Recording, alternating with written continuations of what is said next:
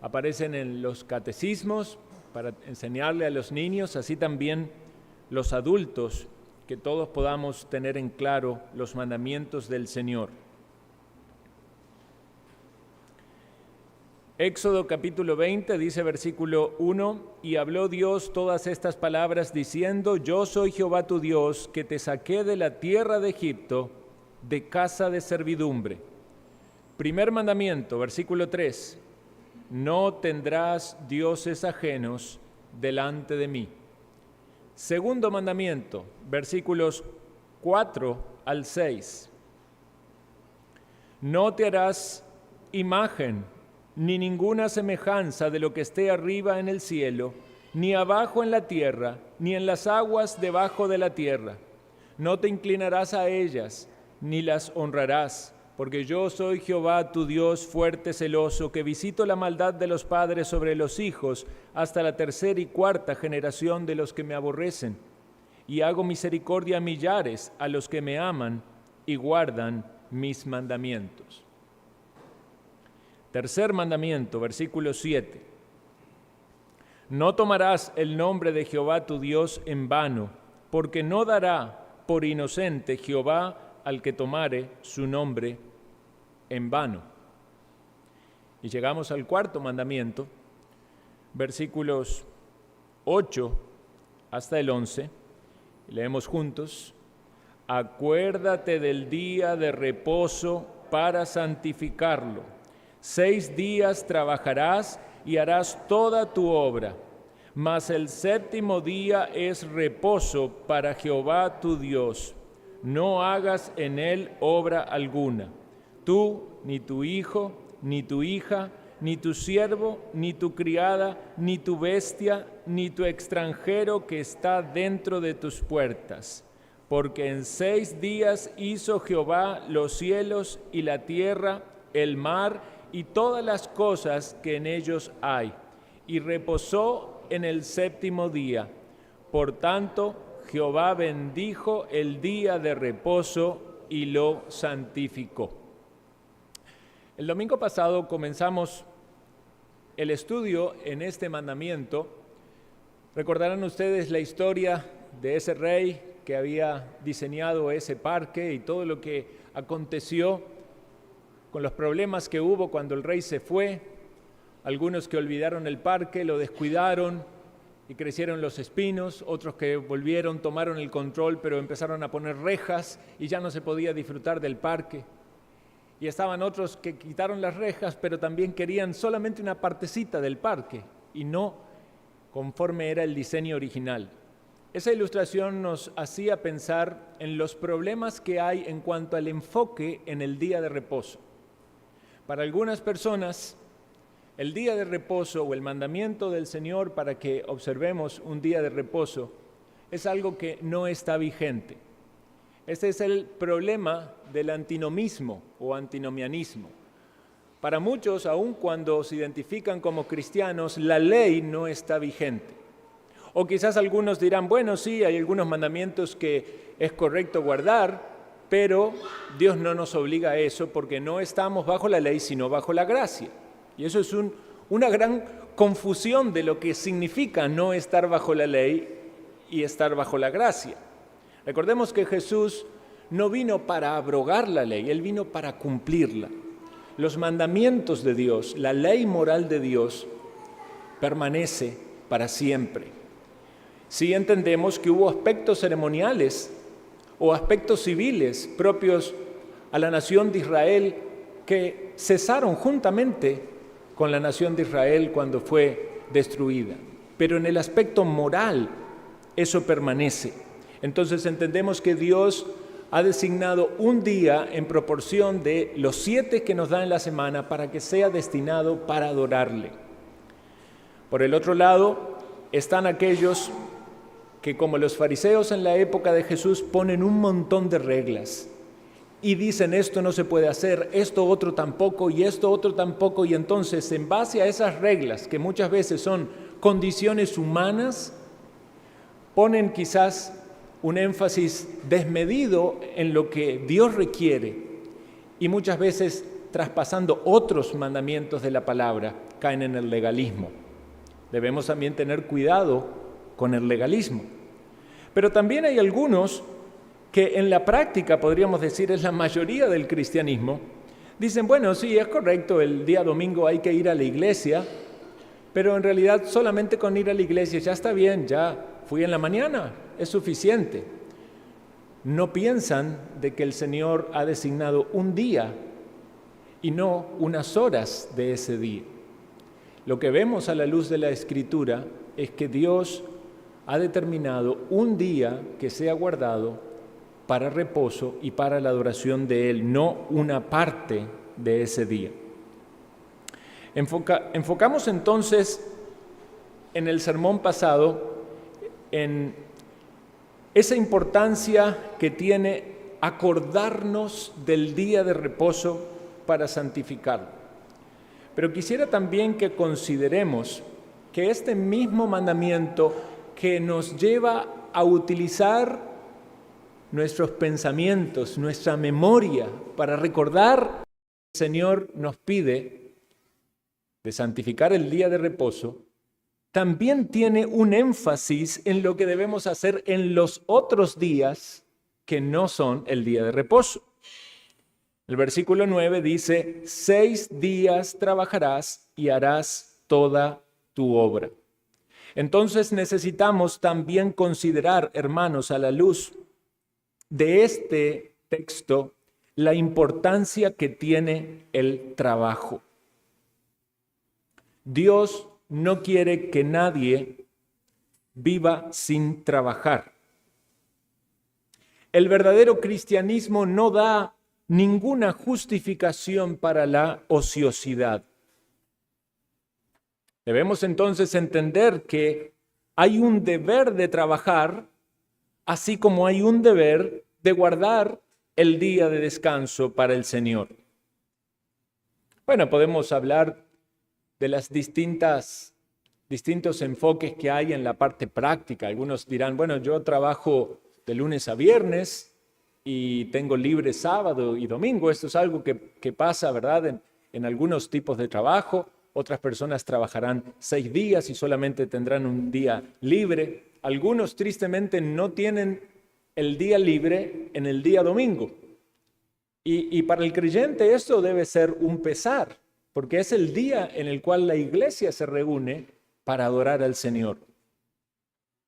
Pero entendemos que hay una dedicación de esos 6 días, o quizás algunos trabajarán más en 5 días para cumplir el propósito de ese trabajo.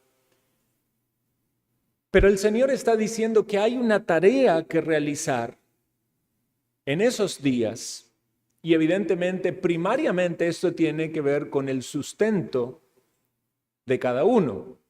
La Escritura nos dice, el que no trabaja, tampoco coma.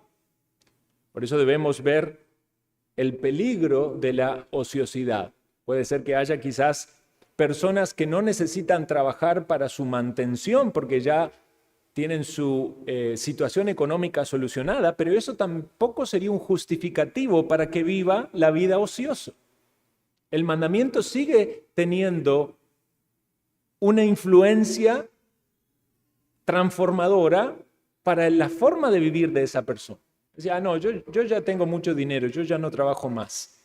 ¿Es correcto eso a los ojos de Dios? Quizás no trabaje para ganar dinero, pero ¿va a estar ocioso todos los días en su casa? ¿O va a hacer algo que sea productivo para darle honra a Dios? La ociosidad siempre es mala y trae problemas.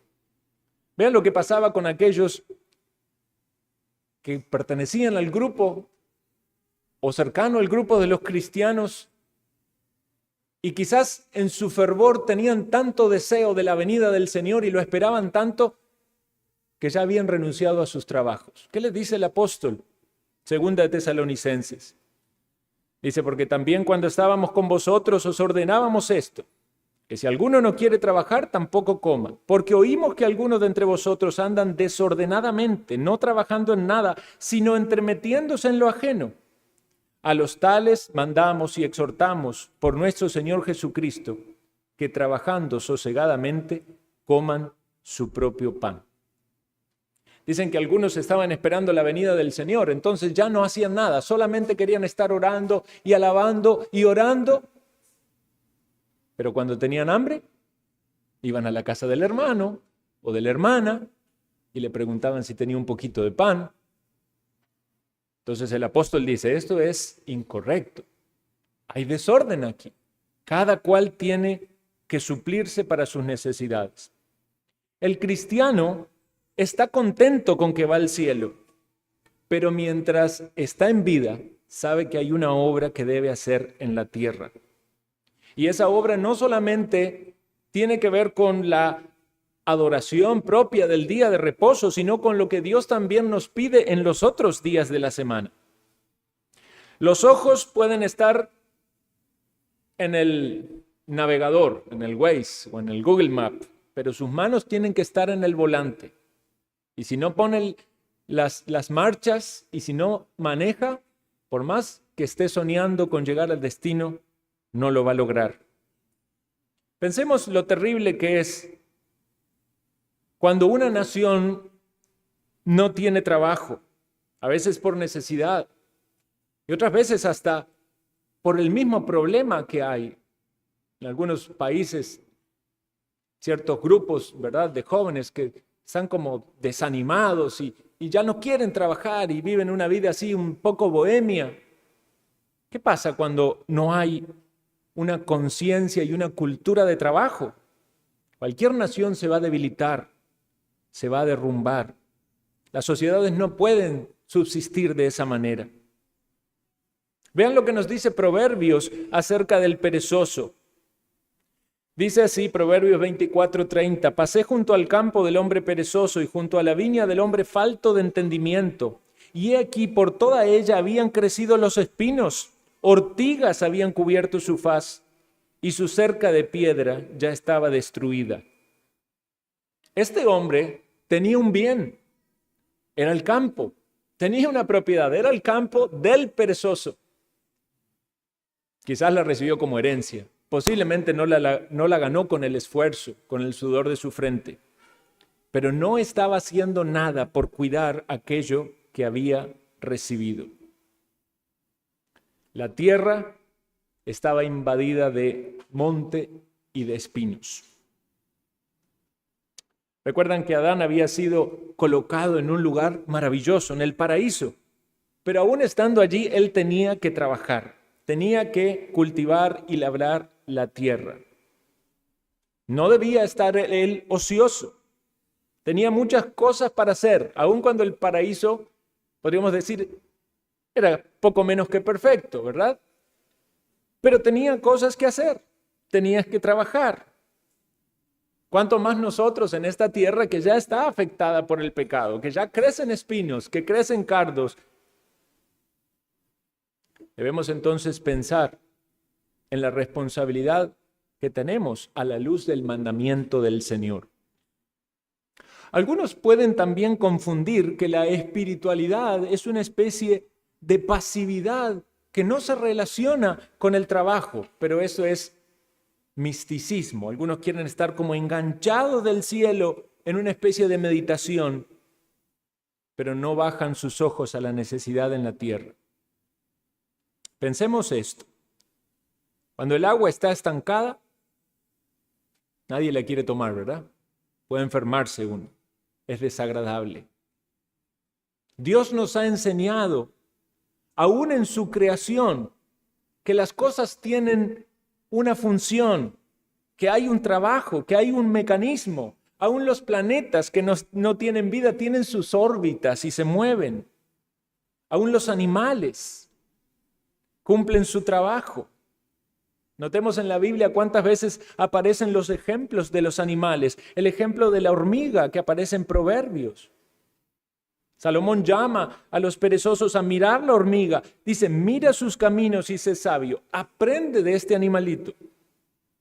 Las hormigas, dice, pueblo no fuerte, en el verano preparan su comida.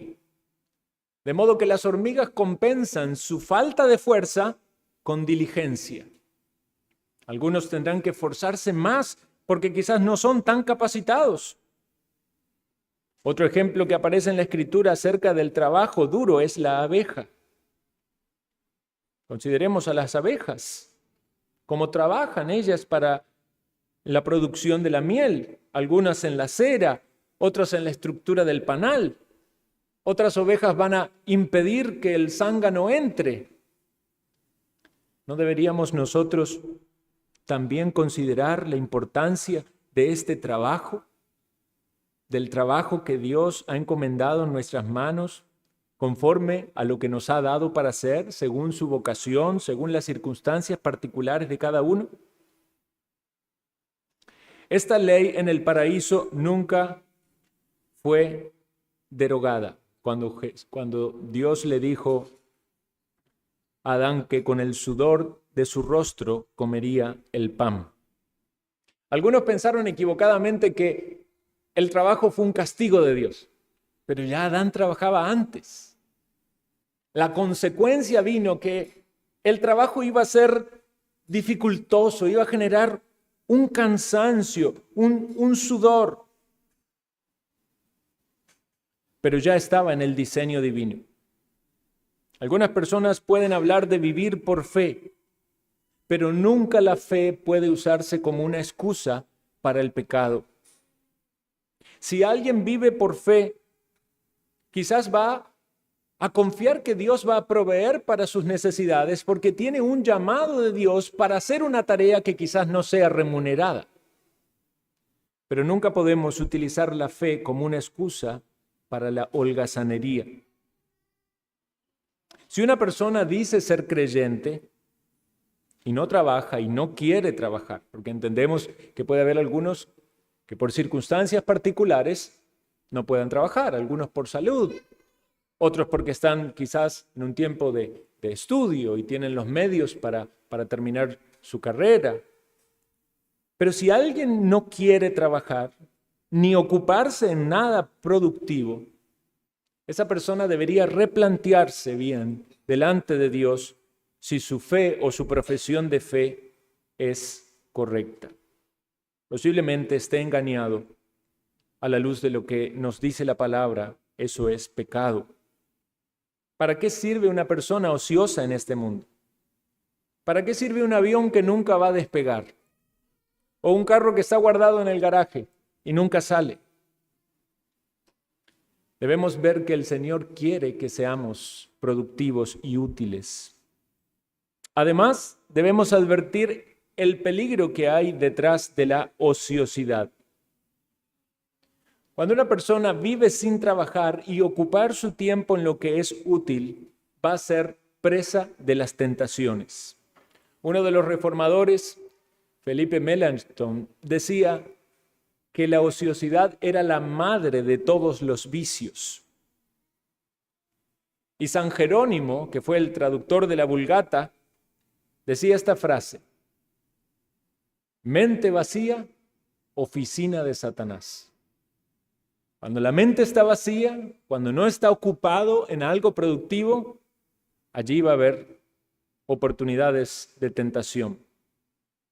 Satanás va a sembrar la semilla de la tentación en aquellas personas que están ocupadas, desocupadas. Por el contrario, Dios va a llamar a aquellos que están ocupados haciendo las tareas que se esperan.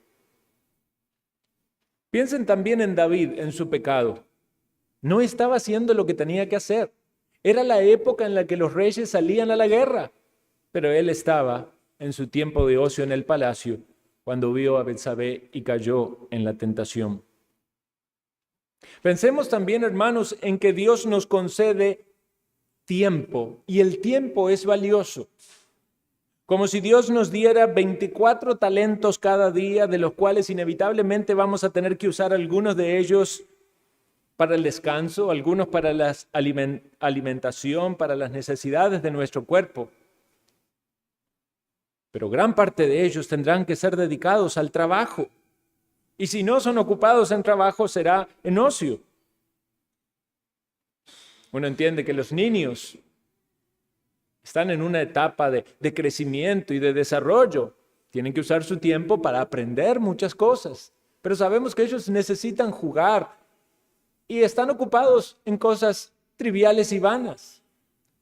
Sin embargo, debemos también formarlos porque han de madurar, de desarrollarse y de ocuparse en cosas que sean útiles en este mundo. Cuanto más entonces los adultos, cuando ya se espera que tengan claro entendimiento de lo que Dios pide. La persona perezosa esconde su talento en la tierra. Y vea cómo la Escritura dice que Dios le llamó siervo malo y negligente. Siervo y malo y negligente, aquel que escondió el talento en tierra. Y cuando alguien es perezoso, está escondiendo esas preciosas horas que Dios le da para que con ellas produzca algo útil. Dracón de Grecia, de ahí vienen la palabra algo draconiano, ¿verdad? Una persona muy rígida con sus leyes. Decían que las leyes de Dracón estaban escritas con sangre. ¿Sabe lo que hacía con los que no trabajaban? Los mataba. No quería gente ociosa en su reinado. En otro lugar, en Etruria, las personas ociosas eran desterradas. Imagínense, usted sale por las calles de Liberia y sabemos que tristemente hay mucha gente que está en situación de indigencia, ¿verdad? Tienen serias y reales necesidades, pero también hay muchos ociosos, ¿verdad? Gente que no quiere trabajar.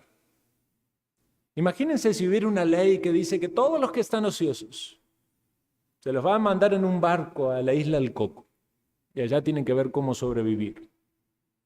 ¿Será que eso haría reflexionar a algunas personas acerca del peligro de la ociosidad? 6 días trabajarás, dice la palabra del Señor. Y el ocio es entonces la violación también del 4º mandamiento. Una persona, cuando decimos que una persona va al infierno y decimos que va por sus pecados, ¿verdad? La gente piensa, es matar, robar, el adulterio. También van al infierno los ociosos. Es pecado, al igual que la incredulidad. Veamos entonces la gravedad de esto y cómo Jesús, que es nuestro ejemplo perfecto, nos ha demostrado todo lo contrario. Dijo así Jesús: mi Padre hasta ahora trabaja y yo trabajo. Y vaya que necesitamos el trabajo de Cristo en nuestra vida, porque si no es por Él no tenemos esperanza. Cuando Cristo murió en la cruz, Él estaba trabajando para nosotros. El Hijo estaba pagando el precio para nuestra redención. El Padre estaba castigando en el Hijo nuestros pecados, derramando su ira para que pudiéramos ser justificados.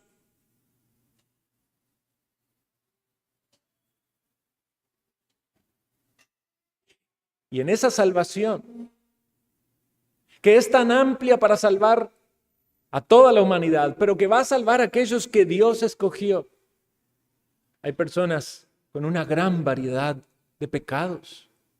Y estamos allí, todos los viles y menospreciados de este mundo. Y entre los muchos pecados que el Señor perdona, está el pecado del ocio, de no haber trabajado, de no habernos esforzado. Y como la salvación es trinitaria, también el Espíritu de Dios trabaja. Cuando la palabra es predicada, para traer a los pecadores a los pies de Cristo, para transformarlos desde su interior, para que comprendamos la ley de Dios, lo grave que es quebrantar sus mandamientos y a la vez el amor que Él tiene para perdonarnos.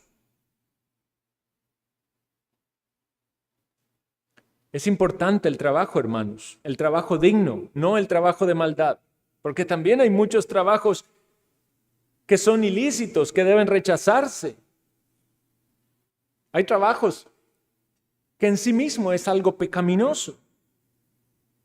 Y hay muchos trabajos que el creyente deberá rechazar o que alguien cuando es convertido deberá dejarlo a un lado porque implica quebrantar la ley de Dios en otro aspecto.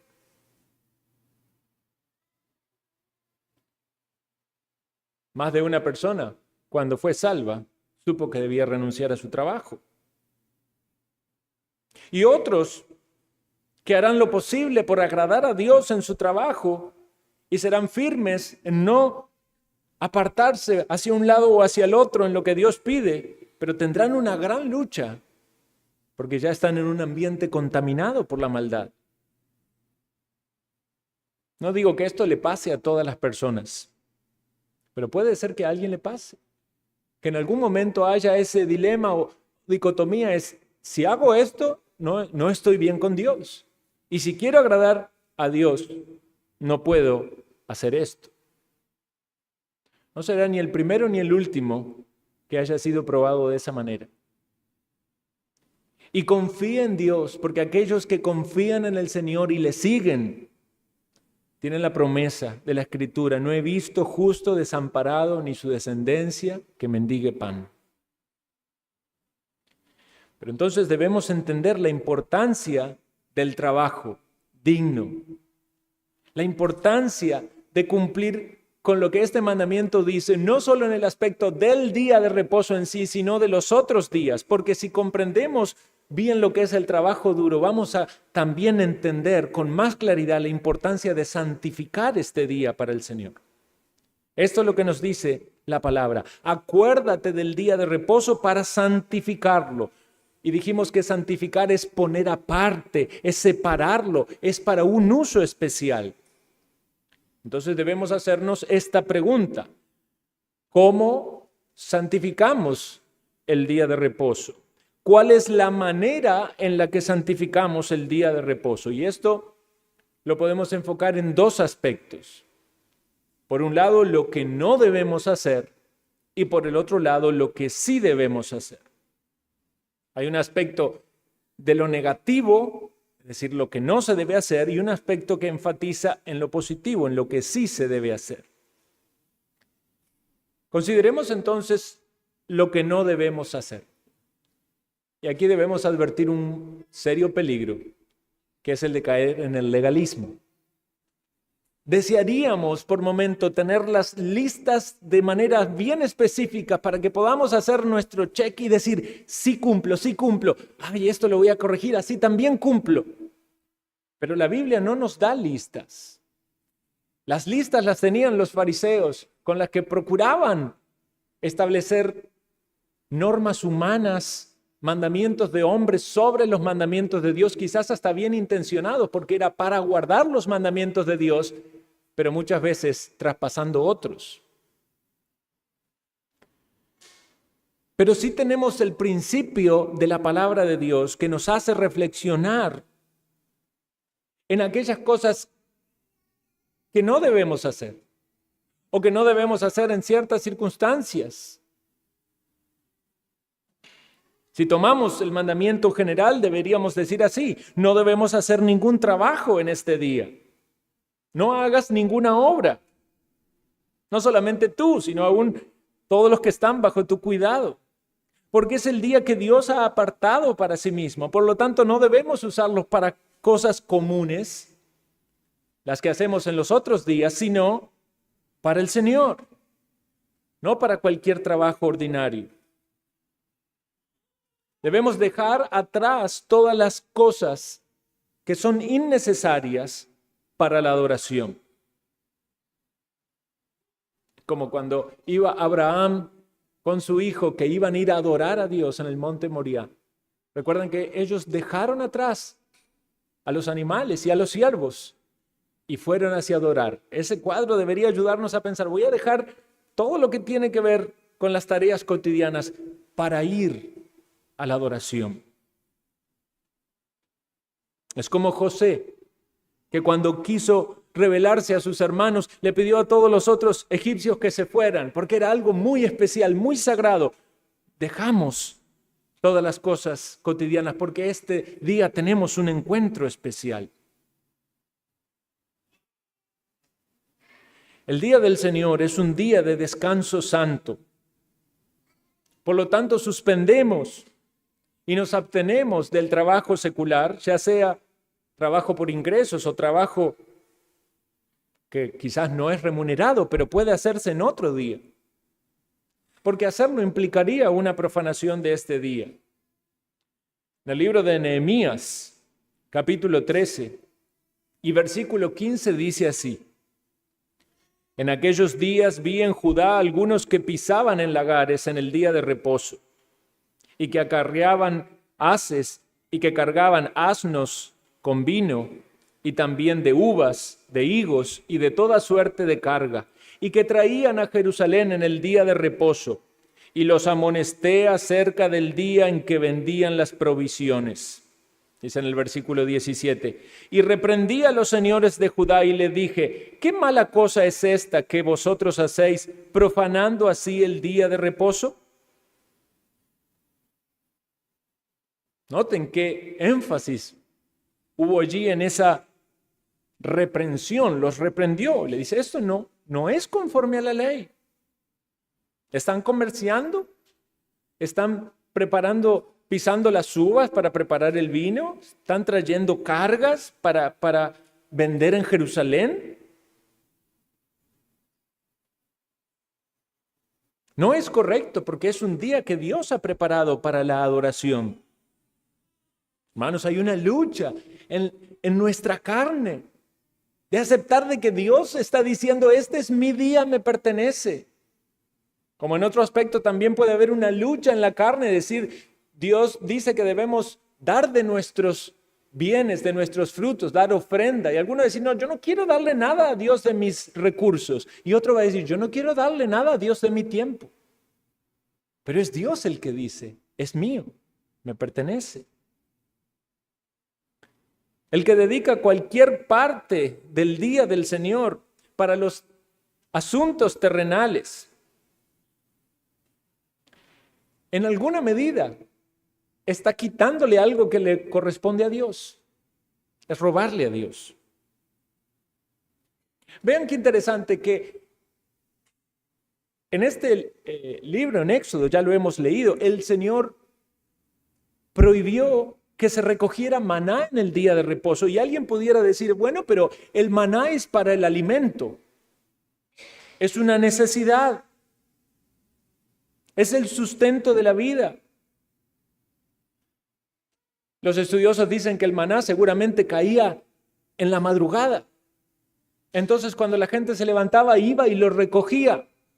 Alguno podría decir: es un ratito nada más. Voy y busco el maná, junto al maná, vengo y ya tengo para desayunar. Pero Dios dijo: no, el día de reposo no se debía juntar el maná.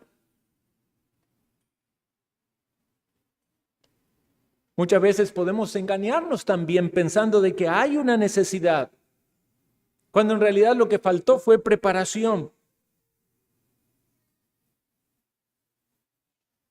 Dios estaba enojado con muchos de ellos que quebrantaban este mandamiento. Algunos salieron a buscar el maná y no lo encontraron. Dios no lo había mandado, pero Dios lo vio y luego los reprendió. Hoy en día pasa con mucha frecuencia. La gente entiende, sí, que es un día que hay que buscar a Dios. Sí, pero solo un momento. La mayoría de las iglesias que tienen cultos en la mañana y en la tarde van a tener uno de los cultos con gran cantidad de personas y el otro con muy poquitas. ¿Por qué algunas personas piensan que no es necesario? Puede ser que detrás de esto el entendimiento está en que ya cumplí, ya fui en la mañana. No es necesario. No dudarán en presentarse quizás el domingo en la mañana en el culto, pero no piensan que hay que guardar el día del Señor. Algunos quizás llegan a su casa y dicen: bueno, ya fuimos a la iglesia. ¿Y qué hacemos en la tarde? Vamos de paseo. O dediquémonos a esparcimiento, a jugar. O descansemos toda la tarde. Y no es que está mal el reposo del cuerpo, ciertamente es necesario y Dios ha pensado también en eso. Pero estoy entendiendo de que Dios ha demandado un día para que le adoremos.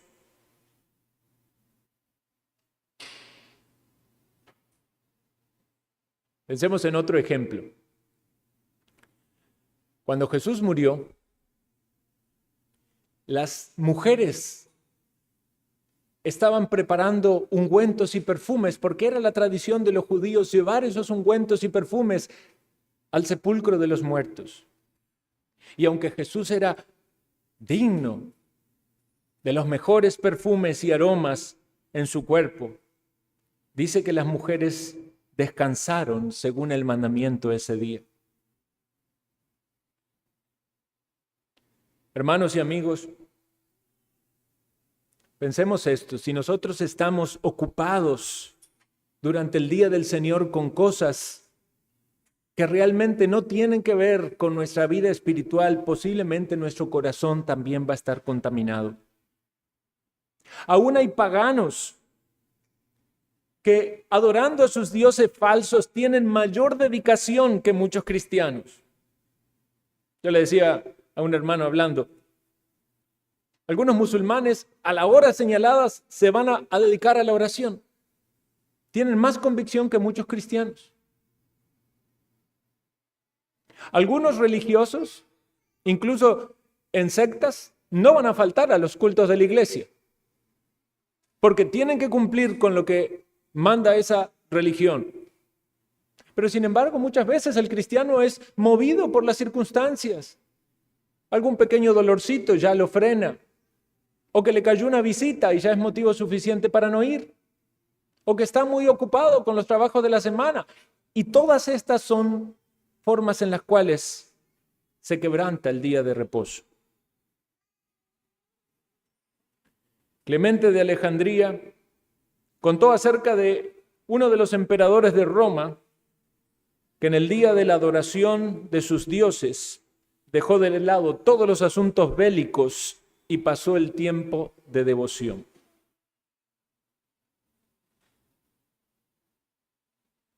Quizás muchos que adoran a los dioses falsos con mayor fervor y dedicación que los verdaderos cristianos serán un testimonio más grande de reprensión en el día del juicio.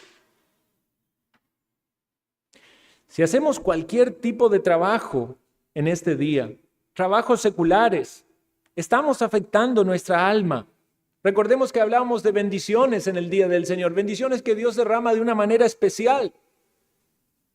Si alguien no está dispuesto para recibirlas, se las va a perder. Y recordemos también que había una maldición sobre las bendiciones para los que rechazaban su ley. Si supiéramos por dónde camina el diablo, no iríamos en esa dirección, ¿verdad?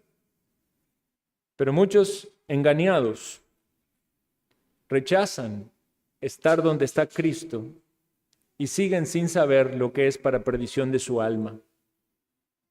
Dios hizo este día para que nuestro corazón se eleve hacia el cielo, para tener comunión los unos con los otros, para poder edificarnos en amor, para exponernos ante su palabra predicada, para que veamos la ley que convierte el alma, para que exaltemos a Dios en su gracia y en su misericordia, porque no hemos sido consumidos. En Números capítulo 15, versículo 30 dice que Dios ordenó que un hombre fuera apedreado porque recogió leña en el día de reposo. Debemos dar gracias a Dios de que no se manifiesta de la misma manera la severidad del castigo civil, lo cual no significa que ante los ojos de Dios no sea pecado.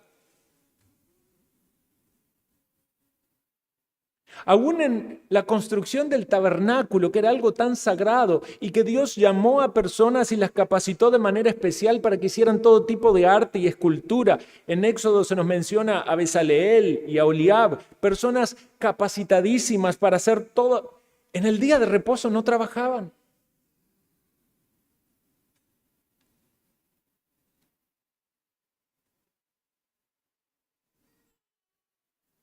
Algunos trabajos eran necesarios. Los sacerdotes tenían que sacrificar en el día de reposo. Los pastores predican en el día de reposo, los diáconos sirven en el día de reposo, todos los hermanos en alguna medida estamos involucrados en el día de reposo, pero son tareas santas, sagradas. A veces hay algunas necesidades específicas en la iglesia. Algunos hermanos colaboran entre culto y culto, barriendo un poquito, pero no dedicamos ese día para las tareas que se hacen en otro momento. No se hace la limpieza general de la iglesia en este día. Hay obras de necesidad y de misericordia. Y esa es la frase que debemos tener siempre presente. ¿Es esto que estoy haciendo algo por necesidad o misericordia para poder evaluar si es correcto ante los ojos de Dios? Con la sabiduría que necesitamos para no engañarnos a nosotros mismos. Decir, sí, esto es necesario. Sí, hoy tengo que ir a hacer las compras al súper porque me quedé sin nada en la alacena, entonces hoy tengo que ir a comprar. ¿Es realmente necesario? ¿No lo podría haber hecho los otros días de la semana? Y esa frase, misericordia quiero y no sacrificio, la dijo el Señor cuando los fariseos criticaron a los discípulos por espigar en el día de reposo. Espigaban, tomaban la espiga, la frotaban con sus manos, sacaban el grano y comían. Pero la necesidad era que tenían hambre, que necesitaban comer. Misericordia quiero y no sacrificio. No caigan con la ley en el medio de una necesidad fisiológica válida.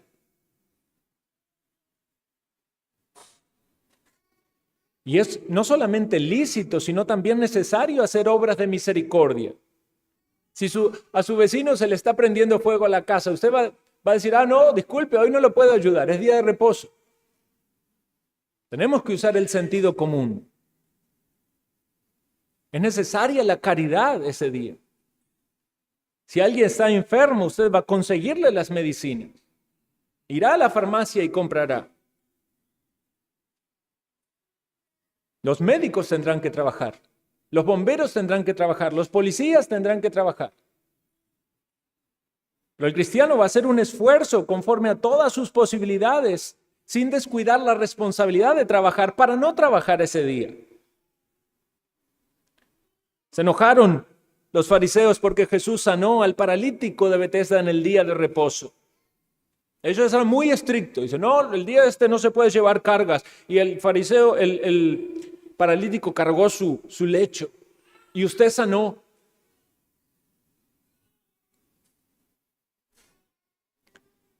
Salomón dice en Eclesiastés algo interesante. No seas demasiado justo ni seas sabio con exceso. ¿Por qué habrás de destruirte? ¿Qué estaba diciendo Salomón? Estaba diciendo que no hay que ser justo ni sabio. Y él sí que era sabio, ¿verdad? No hay que ser justo. Dice, no lo seas en exceso. ¿Cuándo puede haber un exceso de justicia, un exceso de sabiduría? Cuando es legalismo. Cuando usted cree que puede superar los mandamientos de Dios poniendo aún más normas. Y sin comprender la situación específica de cada persona, si está actuando en base a una necesidad o por misericordia. Eran tan celosos que quebrantaban otros mandamientos. Por eso en casos de necesidad o de caridad, sí debemos hacer esas obras. Sí debemos socorrer a los necesitados. Yo recuerdo en mi infancia, seguramente a ustedes les pasaría, era difícil encontrar un negocio abierto los domingos. Si usted se olvidaba de comprar algo, costaba. Yo recuerdo una pulpería que quedaba ya largo para ir a encontrar y poder comprar algo. Hoy en día todo el comercio, la mayoría de los comercios, los supermercados, los lugares de venta de comida, todos están abiertos. Bueno, y es bueno ver aún en algunos cristianos cómo Dios le ha dado ese entendimiento. Es decir, este es el día para el Señor y que cierran sus negocios para dedicarlos al Señor. Y vemos cómo Dios bendice también ese paso de obediencia. Pero el mandato no solo afecta al comercio. Quizás haya cosas que son más notorias, como el comercio, como la agricultura o aquellos que trabajan en una fábrica. Pero también puede haber alguien que está en secreto y que piense, a mí nadie me ve, nadie se da cuenta. Dios sí nos ve. Dios sí sabe si usted está dedicando el día para Él o para sus negocios, para sus asuntos. Para Dios no hay nada oculto. Pensemos en nuestros hogares. ¿Es el día para hacer grandes tareas domésticas? ¿Para la jardinería? ¿Para lavar el carro? ¿Para las reparaciones y el mantenimiento? Bueno, si se le revienta un tubo, tendrá que repararlo, ¿verdad? No va a dejar botando agua ahí hasta el lunes. Pero es una emergencia. Pero ¿cuántas veces puede haber cosas que no son necesidad y queremos que parezcan necesidad para ocuparnos en las cosas que nos resultan más fácil ocuparnos, en las cosas terrenales, que disponer nuestra alma y nuestro espíritu a buscar del Señor, a meditar en la palabra del Señor, a orar por nosotros, a orar por nuestros hermanos, a orar por la salvación de los perdidos? ¿Será necesario este día dedicarlo para hacer grandes comidas? Quiere preparar tamales, ¿verdad? Y tiene su olla allí, está 5 horas hirviendo. Una gran parrillada, un asado argentino, el domingo. Con olor a humo viene a la iglesia. Vea, si quiere preparar tamales y parrillada, invíteme, pero no lo haga el domingo, porque le va a sacar no solo su tiempo, sino su concentración y dedicación en lo que el Señor quiere.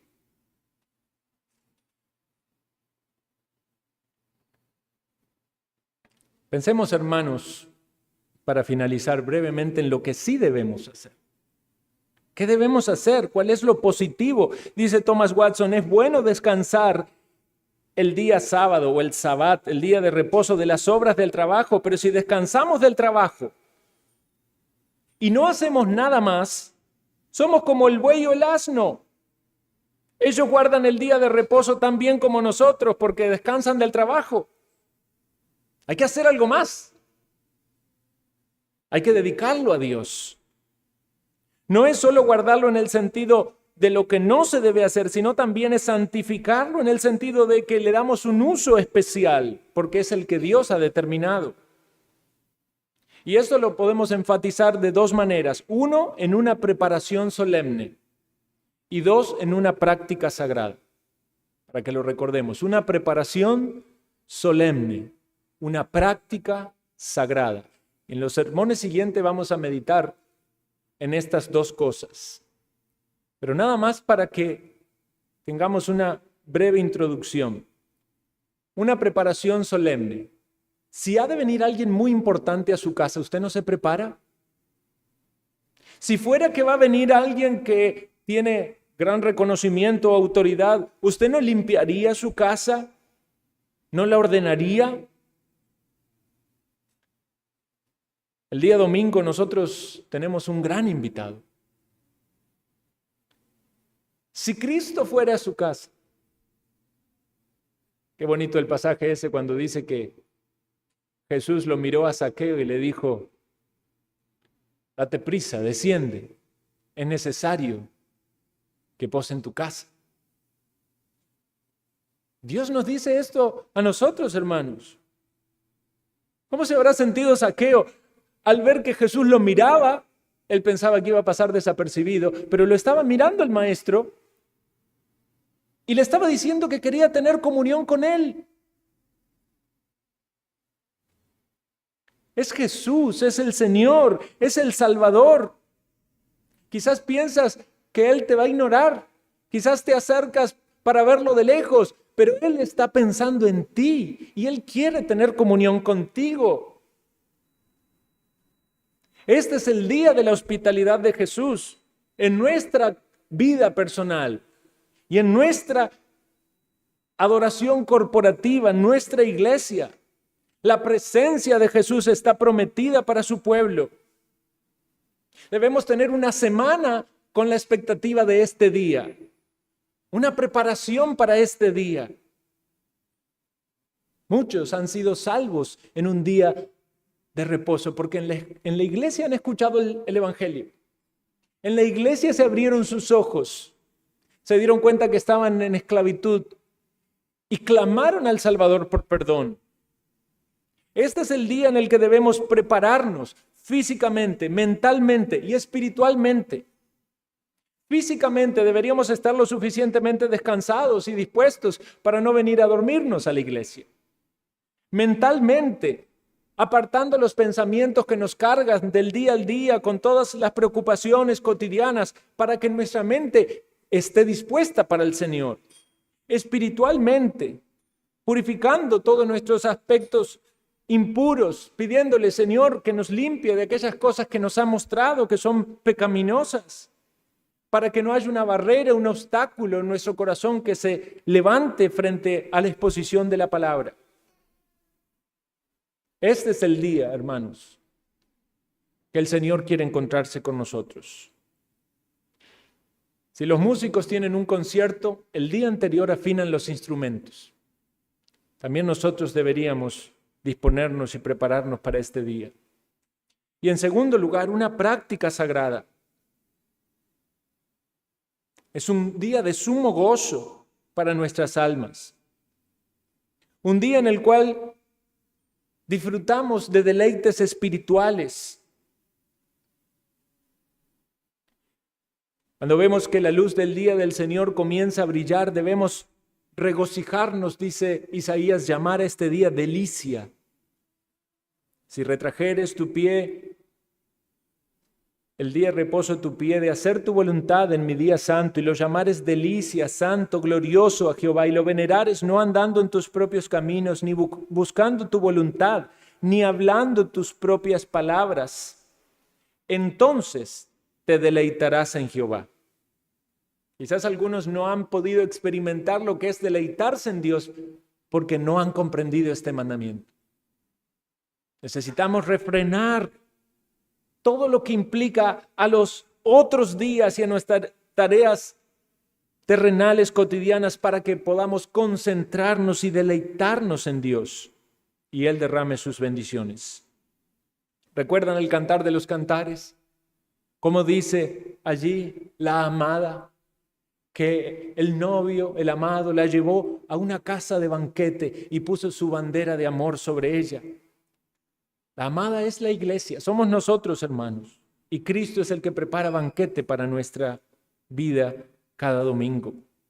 El Espíritu de Dios obra en los corazones en este día, tocándolos con la palabra, pasándolos algunos de muerte a vida. Pedimos al Señor que salve a los niños. Pedimos que salve también a los adultos que aún no le conocen. Este es el día donde la obra de la palabra y del Espíritu es llevada a cabo en medio del pueblo del Señor. Es un día de descanso para nuestros cuerpos, pero mayoritariamente de reposo para nuestras almas. ¿No deberíamos gozarnos y alegrarnos de este día? Que ese sea el día en el cual el sol de justicia brilla en nuestra mente y trae alegría a nuestro corazón.